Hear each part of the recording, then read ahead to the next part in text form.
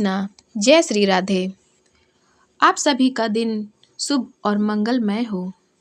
प्यारे श्रोतागण, सनातन कथा संग्रह चैनल में आप सभी का स्वागत है। तब प्यारे भक्तगण, चलिए सुनते हैं माघ मास कथा महात्म्य अध्याय 7।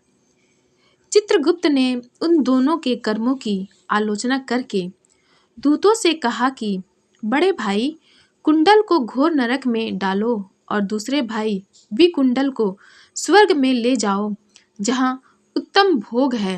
तब एक दूत तो कुंडल को नरक में फेंकने के लिए ले गया और दूसरा दूत बड़ी नम्रता से कहने लगा कि हे विकुंडल, चलो तुम अच्छे कर्मों से स्वर्ग को प्राप्त होकर अनेक प्रकार के भोगों को भोगो।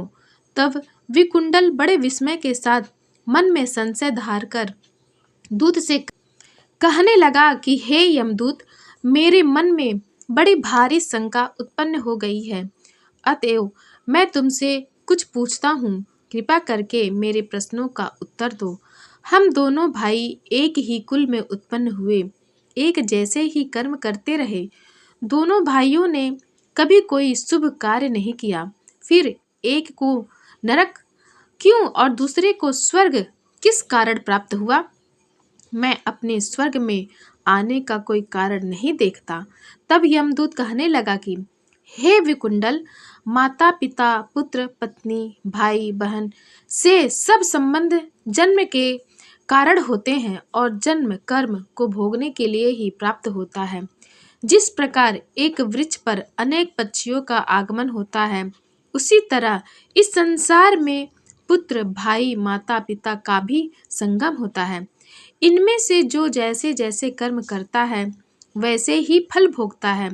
तुम्हारा भाई अपने पाप कर्मों से नरक में गया, तुम अपने पुण्य कर्म के कारण स्वर्ग में जा रहे हो।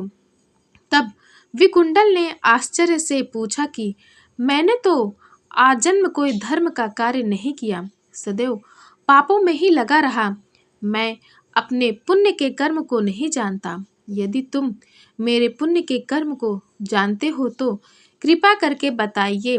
तब देवदूत कहने लगा कि मैं सब प्राणियों को भली भांति जानता हूँ, तुम नहीं जानते। सुनो, हरिमित्र का पुत्र सुमित्र नाम का ब्राह्मण था, जिसका आश्रम यमुना नदी के दक्षिणोत्तर दिशा में था। उसके साथ जंगल में ही तुम्हारी मित्रता हो गई और उसके साथ तुमने 2 बार माघ मास में श्री यमुना जी में स्नान किया था।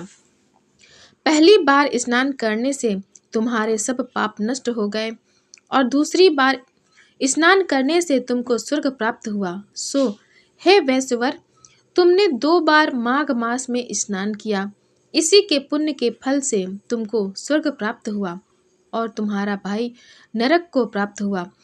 दत्तात्रेय जी कहने लगे कि इस प्रकार वह भाई के दुखों से अति दुखित होकर नम्रता पूर्वक मीठे वचनों से दूतों से कहने लगा कि हे दूतों, सज्जन पुरुषों के साथ 7 पग चलने से मित्रता हो जाती है और यह कल्याणकारी होती है।